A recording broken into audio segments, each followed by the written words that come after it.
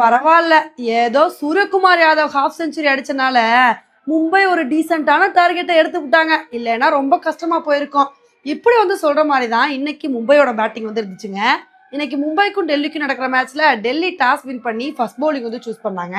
சரி, மும்பையோட opening partnership நல்லா இருக்கும், ரோஹித் சர்மாவும் ரெக்கல்டனும் நல்லா விளையாடுவாங்கன்னு பார்த்தா இன்னைக்கு ரோஹித் சர்மா 3வது ஓவர்ல நடை கட்டிட்டாரு. அவர் அவுட் ஆனதுக்கு அப்புறம் வில்ஜாக்ஸ் அதிரடி காட்டுவார்னு எதிர்பார்த்தா வில்ஜாக்ஸும் முகேஷ் குமாரோட பால்ல வந்து அவுட் ஆயிட்டாருங்க. அதுக்கப்புறம் ரிக்கல்டனாவது நின்று நல்ல ஒரு இன்னிங்ஸை கொடுப்பாருன்னு பார்த்தா அவரும் அவுட் ஆயிட்டாரு.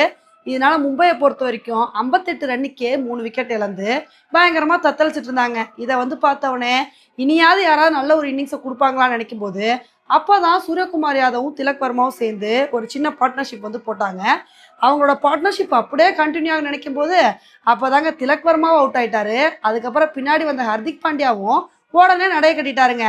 இதை வந்து பார்த்தவொடனே இன்னைக்கு மும்பையோட ஸ்கோர் ரொம்ப கம்மியாயிரும், இவங்க தேர்றது கஷ்டம் அப்படின்னு தாங்க எதிர்பார்த்துட்டு இருந்தோம். அப்போதாங்க சூரியகுமார் யாதவ் இருந்துக்கிட்டு நான் இருக்கேன்ல, நான் இருக்கும்போது அவ்வளோ ஈஸியாக விட்டுருவேனா, இன்னைக்கு நான் எப்படி விளையாடுறேன்னு மட்டும் பாருங்க அப்படின்னு மனுஷன் ஒரு சூப்பரான இன்னிங்ஸை கொடுத்து ஹாஃப் செஞ்சுரி அடிச்சு பட்டை கிளப்பிட்டாரு. அதுக்கப்புறம் சூரியகுமார் யாதவ் கூட சேர்ந்து நானும் அதிரடி காட்டுவேன் அப்படின்னு சொல்லி நமன்தீரும் அவரோட பங்குக்கு 6-4 சொல்லிட்டு அடிச்சு வெலாசி தள்ளினாருங்க. இதனால இன்னைக்கு மும்பை 20 ஓவர் முடிவுல 180 ரன் வந்து எடுத்தாங்க. உண்மையிலே இன்னைக்கு மும்பை ஆரம்பிச்ச ஸ்பீடுக்கு இவங்க 180 ரன் எல்லாம் எடுப்பாங்க அப்படின்னு நம்ம நினைச்சு கூட பார்த்துருக்க மாட்டோம். ஏன்னா ஸ்டார்டிங்ல விக்கெட்டை விட்டு கொடுத்து பயங்கரமா திணறினாங்க. ஆனா என்னதான் விக்கெட்டை விட்டு கொடுத்து தடுமாறினாலும் சூரியகுமார் யாதவ் இருந்துகிட்டு நான் ஒன்னா அருமையா நின்று என்னோட டீமை காப்பாத்துவேன் அப்படின்னு மும்பையை கரை சேர்த்துட்டாரு அப்படின்னு தாங்க வந்து சொல்லணும். இந்த ஒரு டார்கெட்டை பார்க்கும்போது கொஞ்சம் கம்மியான டார்கெட் மாதிரி வந்து தெரியலாம். ஆனால் இன்னைக்கு பிச்சு எப்படி இருக்கு அப்படின்னா கொஞ்சம் மழை விழுந்தனால கொஞ்சம் மந்தமாக தாங்க வந்திருக்கு. மும்பையாக பேட்டிங் பண்ணும்போது எவ்வளோ கஷ்டப்பட்டாங்கன்னு தெரியும். அதே மாதிரி கண்டிப்பாக டெல்லியும் பேட்டிங் பண்ணும்போது கஷ்டப்பட வாய்ப்பு இருக்கு. அந்த மாதிரி டெல்லி பேட்டிங் பண்ணும்போது திணறினாங்கன்னு வச்சுக்கோங்களேன், அதை வந்து மும்பை சாதகமாக பயன்படுத்திக்கிட்டு ஸ்டார்டிங்லேருந்தே நல்ல ஒரு பவுலிங் பர்ஃபார்மன்ஸ் கொடுத்து விக்கெட்டை வந்து அடுத்தடுத்து எடுத்துடணுங்க. அந்த மாதிரி டெல்லியை ஸ்டார்டிங்லேயே கண்ட்ரோல் பண்ணிட்டாங்க அப்படின்னா கண்டிப்பாக ஈஸியாக இந்த மேட்சை வந்து வின் பண்ண முடியும். அதை விட்டுட்டு மும்பை வந்து கொஞ்சம் அசால்ட்டாக இருந்துட்டாங்கன்னு வச்சுக்கோங்களேன், டெல்லி வந்து இந்த மேட்சை வந்து ஜெயிச்சிருவாங்க.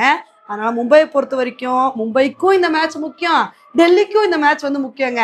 டெல்லி இந்த மேட்சை ஜெயிச்சா பிளே ஆஃப்க்கு போயிடுவாங்க.